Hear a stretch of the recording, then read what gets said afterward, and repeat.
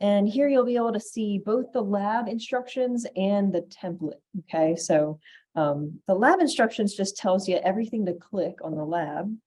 And the template tells you what your lab report is supposed to look like.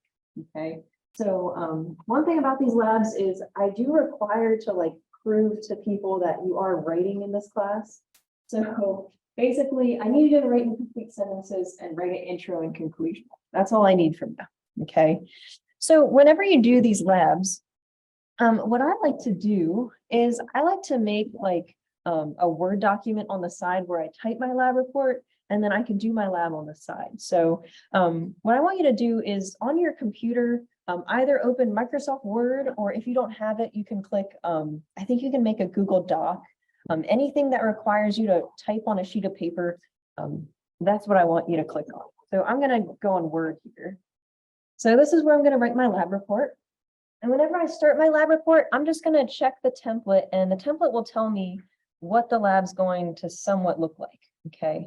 So first of all, the template says to write my name. So I'm going to do that, right? It also tells me to write the date. So I'll do that. Okay. And then in the middle, you're going to write a title. Okay. Now, usually you'll just read the lab and figure out what the lab is about. I'll just tell you that the lab's about like heights and weights of boxes. So I'll just write something like heights and weights of boxes. Cool. Put an exclamation point to make it interesting. Okay. Next, I do require an introduction. This is literally only because I'm required to make you write in complete sentences. Okay. So I'm just going to label my introduction. Okay. And I just need you to write like 2 to 3 sentences that explain like what you're doing. So I started the lab today. It was fun. I'm excited to see the graphs. Something like that. It doesn't have to be interesting or like relevant. As long as it's in complete sentences and it's there, that's all I care about. Okay. Once you do that, you have to start the lab. Okay.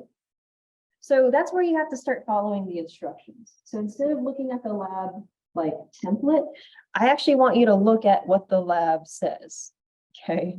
So in this lab, it's going to require us to open this thing called Minitab. There's 2 ways to open Minitab if you're on an SU computer. So if you're on your laptop, just tune me out for a second. If you're on an SU computer, click the start button on the left and type in Minitab, M-I-N-I-T-A-B.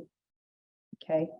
You're going to click this that says Minitab statistical software, and you'll notice that nothing happens because for some reason the computers in this classroom are broken. Okay, so nothing's going to happen. Usually something happens when you do that, but it doesn't. Okay, so let me tell you an alternative if it doesn't work. This also works if you're on a laptop. Okay, if you're on a SU or if you're on a regular laptop, like your laptop at home or any computer, open a new tab. Okay, and in the URL, I want you to type in minitab.com. Okay, so minitab.com, click enter, and you'll get to a screen like this. Does everyone see that on their computer? Am I going too fast? Thanks. Oh, I'm switching with you, Jason. Okay. Once you're on minitab.com, click on the My Account button at the very right-hand corner. Okay. Oh, okay. Well, I'm already signed in. Let me sign out so I can show you what you see. Okay. You'll get to this page here, and under sign in, just type in your SU email address. So don't put in your personal email address, put in the one that ends in galls.salisbury.edu. Okay. So I'm putting in mine. Click next, and it should redirect you to the SU sign-in page where you sign in just like you're signing into my classes. Okay, so I'm going to put in my login stuff. Probably going to tell me to do Duo. Okay, and you should end up at a page like this. I'm going to give you a few moments to get there. So you need a little more instruction on how to do this. Oh, you're still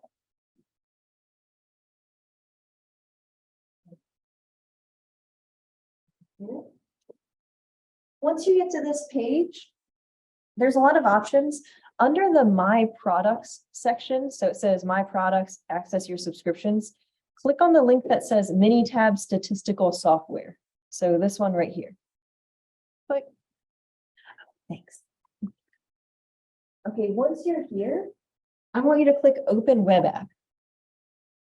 Okay, and you should get to a page that is Minitab. Okay, so this is Minitab. It kind of looks like Microsoft Excel, like it has all the weird spreadsheet stuff on it, but it also has this thing up here, this gray area. Okay, if you kind of hover your mouse over top of this area here, of this line, you can actually move the Excel document like up and down. Okay, I like to leave a space here because this gray area is where all the graphs are going to show up. So we sort of.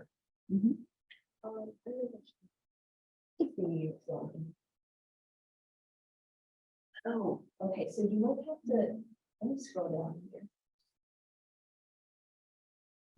Okay, I think you don't have to do it. Does anyone see like an agreement policy? Yeah, you have to scroll down and click accept. Oh, just click open there.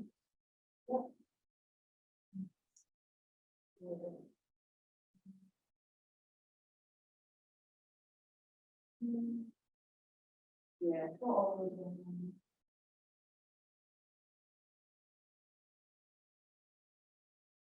Yep. Right. Looks like all of us are up on Minitab. Okay, so if you go through your lab, the one that has a staple in it, you'll see that, well, it looks like we did all the opening stuff. Underneath all these YouTube videos, it says in these directions, if you see a single arrow, it means like single click. And if you see two double arrows, you'll see, it just means to double click. Oh, yeah. There, I didn't give that out.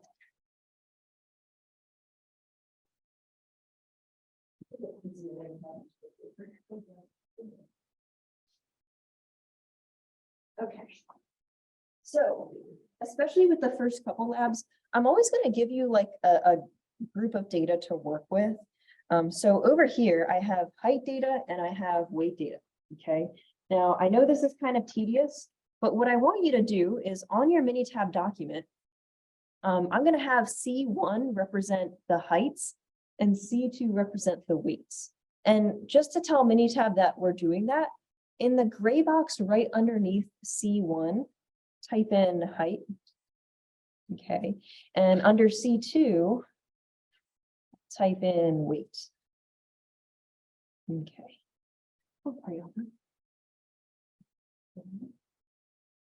All right, and I know this is tedious, but for every cell, I want you to type in one number that's underneath each of them. Okay, so under height, we have 5, 6, 2, 3, 8, 8, 7, 2.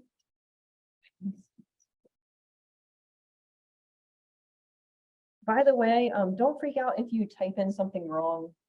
If you type in something and it's the wrong number, I'm not going to take off points just because you messed up. Okay. Now I did this wrong already. There we go. Do the same thing for weights.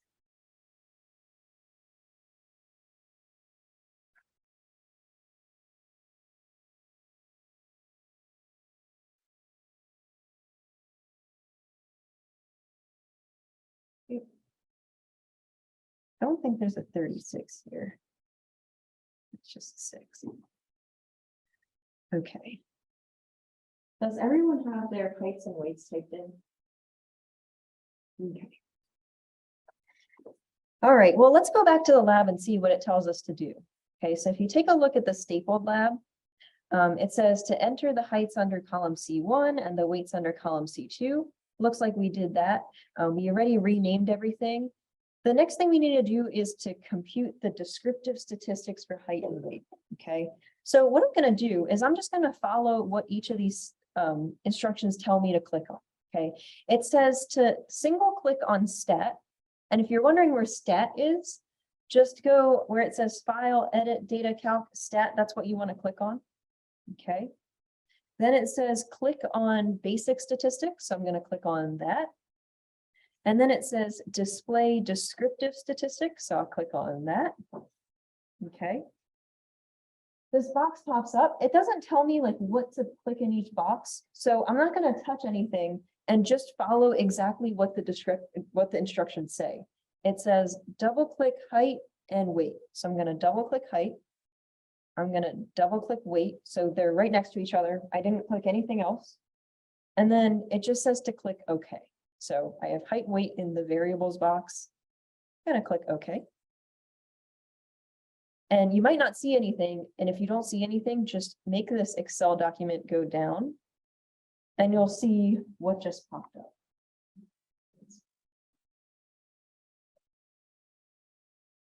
Okay, once you see this on your page, you're gonna have to copy this into your lab report. So whenever you see like anything that pops up, that needs to go on your lab report. So there's a couple ways you can do this. I think the easiest way is if you hover over this thing that just popped up, there's like a little down arrow on the right. So you can click that down arrow, okay, and click copy.